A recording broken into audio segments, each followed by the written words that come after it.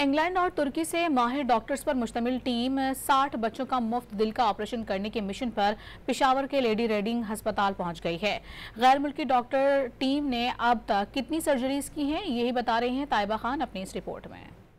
London और तुर्की से माहिर डॉक्टर्स की टीम दिल की बीमार बच्चों का मुफ्त इलाज करने के लिए अजीम मिशन लेकर पेशावर के लेडी रीडिंग अस्पताल पहुंच गई। मिशन में 60 अमराज कल्ब के शिकार बच्चों की जिंदगी में रोशनी डालने के लिए मुफ्त सर्जरीज का हदफ मुकर्रर किया गया है। जो बच्चे जिनकी दिलों में सुराख है उनके ऑपरेशन करने के लिए आए हैं और ऑपरेशन फ्री ऑफ चार्ज करने के लिए आए हैं।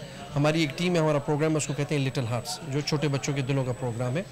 और ये टीम जो है एक स्पेशलिस्ट टीम है जिसमें तकरीबन 100 स्टाफ हैं और हम लोग उन ममालिक में जाते हैं जहाँ पर स्पेशलिटी की कमी होती है या फिर जो वालिदैन होते हैं वो अखराजात को पूरा नहीं कर सकते।